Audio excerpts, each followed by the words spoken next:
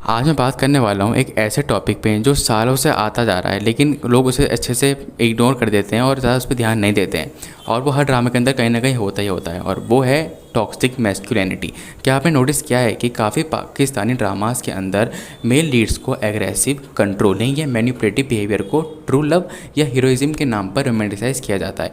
और उन ड्रामास को देखने वाले जो व्यूवर होते हैं उनको भी ऐसा लगता है कि ये जो मेल लीड है, जो लड़की को अगर मना कर रही है तो उसे उठा के अपने घर पर लेके जा रहा है, उसके घर वालों से बदतमीजी कर रहा है, तो ये बहुत बढ़िया चीज़ है, ये बहुत ही बेहतरीन चीज़ है। जबकि वो नेगेटिव है, लेकिन फिर भी लोग उसको देखते हैं और पसंद करते हैं और वो ड्रामास हिट भी होते हैं। तो मैं आज आपको इस टॉपिक पे अच्छे से एक्सप्लोर करेंगे कि ये चीज़ क्या है और इसका इलाज क्या है और इसके क्या क्या दिक्कतें हो सकती हैं आगे आने वाली इंडस्ट्री पे, और इसका असर जो है व्यूअर पे किस तरीके से पड़ता है, खासकर अंडर एज लड़कियों पे। सबसे पहले बात कर लेते हैं एक बहुत ही ऑब्सेसिव एक्टर जिसका नाम है दानिश तैमूर। उन्होंने शुरुआत करी थी इस सब की जो एक नेक्स्ट लेवल पे चली गई थी, वो है कैसी तेरी खुदगर्जी ड्रामा के अंदर, जिसमें उन्होंने कैरेक्टर प्ले किया था शमशेर, जो कि श्योरली काफ़ी ज़्यादा अग्रेसिव है। पहले एपिसोड में ही वो ट्रैफिक सिग्नल पर एक आदमी को धमकी देता है, महक के फादर को गन पॉइंट पर ले आता है और यूनिवर्सिटी में जाता है, और उसका सिर्फ एक ही मकसद होता है उस पूरे ड्रामा के अंदर कि उसे महक चाहिए। हालांकि महक उसे नहीं चाहती है, वो उसे डराता है, धमकाता है, उसके मंगेतर को घर से उठा लेता है, उसके माँ बाप से बदतमीजी करता है, अपने माँ बाप से बदतमीजी करता है, यूनिवर्सिटी के रूल फॉलो नहीं करता, मतलब कोई भी वो रूल फॉलो नहीं कर रहा होता है, उसका सिर्फ मकसद होता है महक को पाना। और उनको और जो व्यूवर होते हैं सबने वो ड्रामा देखा है, वो drama one of the biggest hit drama है पाकिस्तानी ड्रामा इंडस्ट्री का, लेकिन वो लोग सोच रहे हैं कि ये बढ़िया चीज़ है। हालांकि इसमें कितनी कमियाँ देखे जाए तो मतलब उसे सिर्फ महक चाहिए और वो उसके लिए कुछ भी कर रहा है, और इस चीज़ को दुनिया ने इंटेंस लव का टैग दे दिया है। लेकिन असल में ये अब्यूज़ है और एक ऑब्सेशन है। ऐसी पर्सनैलिटीज़ रियल लाइफ में एग्जिस्ट करती हैं ना, तो उनको कोई फ़ायदा नहीं है, क्योंकि ये फिर या तो क्राइम की साइड पे जाएंगी या फिर उनको पुलिस वगैरह पकड़ के ले जाएगी अपने साथ में, क्योंकि ऐसे लोग होते ही नहीं हैं, और अगर होते हैं तो उनका अंजाम बहुत सीरियस होता है। और अगर आगे चलें तो फिरोज़ खान भी इसी तरीके के रोल प्ले करते रहते हैं, ज़्यादातर देखा है। अब का जो उनका ड्रामा है हमराज, उसके अंदर भी उनका जो कैरेक्टर है, वैसे तो वो ड्रामा बहुत ही वीक स्टोरी लाइन का है, मैंने उस पर बात किया, वो ड्रामा कुछ खास है नहीं हमराज, लेकिन उसमें भी उनको वही माचो टाइप दिखाया जा रहा है कि मतलब उनको गलत फहमी हो गई है, उनको लगता है कि उस सारा ने जो है इनके भाई का मर्डर कर दिया है, वो भी एक गलत फहमी के चक्कर में, तो उनको काफ़ी माचो टाइप दिखाया जा रहा है, जो अपने इमोशंस नहीं दिखा रहा है, सिर्फ एक्शन ले रहा है, और उसका मकसद सिर्फ एक है, सारा से बदल लेना।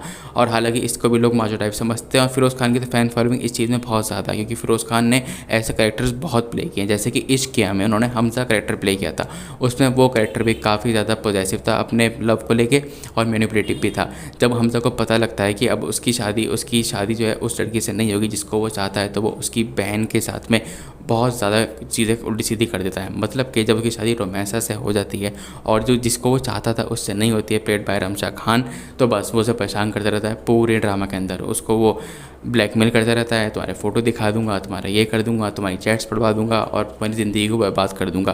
वो उनकी फैमिली को भी धमकाता रहता है, कुछ ना कुछ ऐसा करता ही रहता है। ये एरोगेंस है, और इस चीज़ को लोगों ने रोमांटिक हीरो समझ रखा है, लेकिन इस चीज़ को रोमांटिक हीरो की तरह ही प्रेजेंट भी किया जाता है, और लोगों को लगता है कि मैसेज ठीक है। हालांकि इसका भी जो मैसेज है वो बिल्कुल गलत जा रहा है, और फिरोज़ खान ऐसे कैरेक्टर प्ले भी बहुत ज़्यादा करते हैं। अब मैं बात करता हूँ मेरे व्यूवर्स के फेवरेट कैरेक्टर की और मेरे व्यूवर्स के फेवरेट एक्टर की, जो कि है वहाज अली। और वहाज अली का one of the biggest drama है तेरे बिन। हालांकि मैंने तेरे बिन पे कई वीडियोस बनाए हैं, मैंने उसमें बताया कि इसमें ये नेगेटिव चीज़ थी, पॉजिटिव चीज़ थी, लेकिन एक चीज़ मैंने हमेशा इग्नोर की थी, वो यही साइड थी। जैसे कि मुर्तसिम खान का जो कैरेक्टर था वो भी काफ़ी ज़्यादा कंट्रोलिंग था, उसका एटीट्यूड काफ़ी ज़्यादा अथॉरिटिव था, और उसको जिस तरीके से दिखाया गया था वो भी टॉक्सिक मैस्कुलिन ही था। मतलब कि अगर आप नोट करोगे पूरे ड्रामा के अंदर उसने मीरब को चाटा भी मारा था, और जब मीरब उसके घर छोड़ के जाने वाली थी तो उससे पहले उन्होंने उसको फिजिकली अब्यूज़ भी किया था। हालांकि वो कैरेक्टर को लड़कियों को बहुत पसंद आया, लेकिन अगर सोचा जाए तो ऐसा नहीं होता है।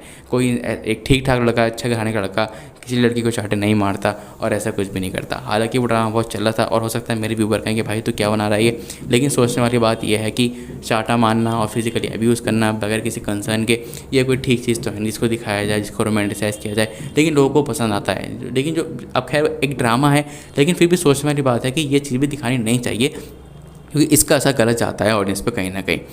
और अब जैसे कि वायलेंस को और कंट्रोल को, इसको ना बहुत ज़्यादा तरीके से कूल दिखाने जाने की कोशिश की जाती है हर इंडस्ट्री के अंदर, पाकिस्तान ड्रामा इंडस्ट्री के अंदर नहीं, दुनिया में भी ऐसा ही होता है, रियल लाइफ में भी ऐसा ही होता है। जो थोड़ा नेगेटिव है, जो रूल वगैरह फॉलो नहीं करता, उसको दुनिया टैग लगाई थी macho man, robin hood, hero है, ऐसा बरतते हैं। लेकिन जबकि वो बहुत ज़्यादा वायलेंस को प्रमोट कर रहा होता है, मैनिपुलेट कर रहा होता है, ये डोमिनेंस दिखा रहा होता है, और इस चीज़ को ड्रामास के अंदर भी और थोड़ा बहुत रियल लाइफ के अंदर भी हीरोइज्म का टैग मिल जाता है।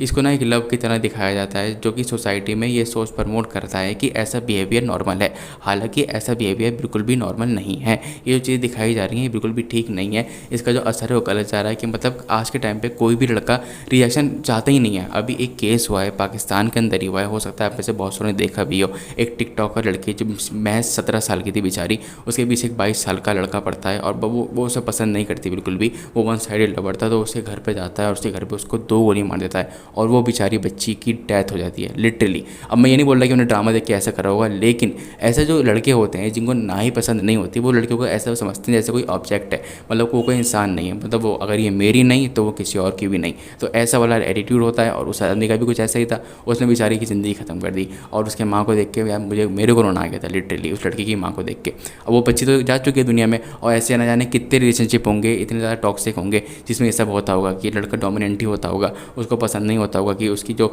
दोस्त है, जो उसकी लवर है, वो किसी और से बात करे, यहाँ जाए वहाँ जाए। अब इसको जो है ना थोड़ा बहुत हम बोल सकते हैं कि पॉजिटिवनेस भी है, लेकिन कभी कभार ये ऑब्सेशन में भी बदल जाता है। और ये हमें कई दफ़ा देखने को मिला है, दुनिया में ऐसा होता रहता है। और ड्रामास के अंदर दिक्कत क्या होती है कि वुमेन की एजेंसी को इग्नोर करा जाता है। इन स्टोरीज में फीमेल कैरेक्टर्स को मोस्टली पैसिव, हेल्पलेस या डिपेंडेंट दिखाया जाता है, जो जेंडर स्टीरियोटाइप्स को और भी ज़्यादा स्ट्रॉन्ग कर देता है। जब हम रिपीटेडली ऐसे कैरेक्टर्स को रोमांटिसाइज करते हैं तो ये पब्लिक को ये दिखाता है कि अब्यूज़, कंट्रोल और टॉक्सिक बिहेवियर प्यार का एक हिस्सा है, जो कि बिल्कुल भी सही नहीं है। ये प्यार का हिस्सा है ही नहीं। अब सवाल ये उठता है कि जब इतना सब कुछ क्लियर है, तुम भी जानते हो ये गलत है, मैं भी जानता हूँ ये गलत है, ये बिहेवियर गलत है, तो फिर लोग ऐसे कैरेक्टर्स को पसंद क्यों करते हैं और ये ड्रामा इतनी मैसिव फैन फॉलोइंग क्यों लेकर आते हैं, और प्रोड्यूसर लोग इसी चीज़ पर पैसा क्यों लगाते हैं? क्योंकि उन्हें पता होता है कि इसी चीज़ को लोग देखने वाले हैं। तो सबसे बड़ी जो दिक्कत है वो ये है कि इसे बोलते हैं, मैंने सब बताया है, वो है बैड बॉय अट्रैक्शन। मीडिया और पॉप कल्चर में हमेशा से बैड बॉय इमेज को एक्साइटिंग और डिजायरेबल दिखाया गया है। लोगों को लगता है कि जो लड़का सब पर स्ट्रिक्ट है लेकिन सिर्फ हीरोइन के लिए सॉफ्ट हो जाता है, वो रियल लव है। ये सोच है कि मैं उसे बदल दूंगी, ये लड़कियों की सोच होती है, या सिर्फ मेरे लिए वो अलग है, ये इसका इल्यूजन बन जाता है, जो कि बहुत ही खतरनाक है लिटरली। बचपन से ही हमें सिखाया जाता है कि अगर लड़का ज़्यादा पॉजेसिव या जेलस है तो वो तुमसे प्यार करता है, it means he likes you. जैसे कमेंट से ये बिहेवियर नॉर्मलाइज किया जा रहा है ड्रामास के अंदर, और आगे जाके लोग ऐसे ही रिलेशनशिप को रोमांटिक समझने लगते हैं धीरे धीरे करके अपनी ज़िंदगी में। सोसाइटी ने मैस्कुलिनिटी को हमेशा पावर, कंट्रोल और डोमिनेंस से जोड़ा है।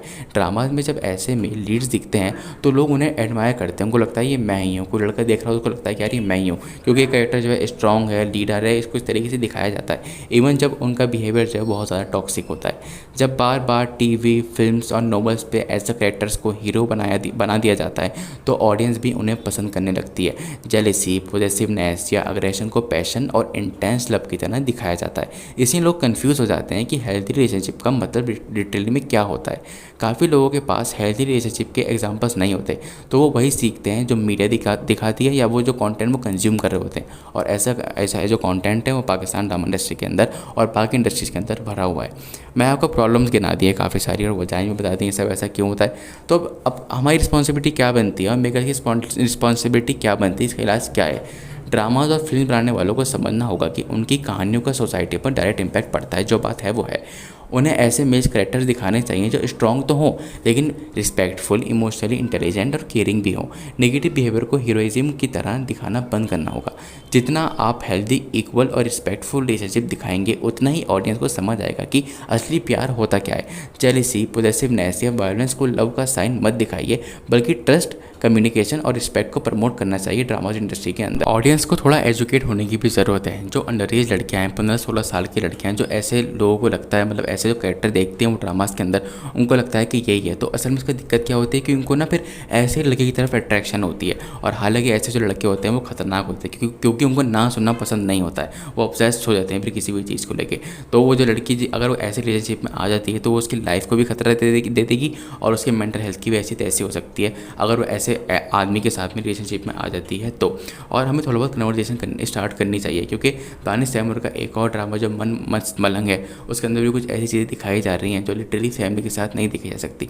पाकिस्तानी ड्रामाज इंडस्ट्री का यूनिक सेलिंग पॉइंट क्या है कि हम इसे किसी के भी साथ बैठ के देख सकते हैं, लेकिन मस्त मलंग में कुछ ना कुछ सीन ऐसे आ रहे हैं ये जो दिखाया जा रहा है ये बिल्कुल भी ठीक नहीं है। हालांकि बहुत छोटा सा है, लेकिन देखा जाए तो इंडस्ट्री बनी इस चीज़ पे, वो लोग इस चीज़ को प्रमोट नहीं करते लेकिन अब कर रहे हैं। इनकी वैल्यूज़ पता नहीं कहाँ जा रही है। और पता नहीं क्यों यार दानिश तैमूर ऐसे कैरेक्टर चूज़ करते हैं जो लिटरली मुझे ऐसे कुछ खास पसंद आते नहीं है। मतलब वो हर बार एक ही रोल में रहते हैं और या फिर उनका रोल जो है बहुत ज़्यादा ऑब्सेसिव हो जाता है या बहुत ज़्यादा पॉजेसिव हो जाता है, ऐसे उनका रोल रहता है। हालांकि ये मैंने पूरी वीडियो बना दी है और मेरा मकसद इसको सिर्फ बताना था कि इन चीज़ों को सिर्फ ड्रामास तक ही रहने देना चाहिए। रियल लाइफ में ऐसे लोगों की तरफ देखना भी नहीं चाहिए, क्योंकि ये लोग बहुत खतरनाक हो जाते हैं। ऐसे कैरेक्टर्स के रियल लाइफ में लोग लिटरली काफ़ी खतरनाक होते हैं।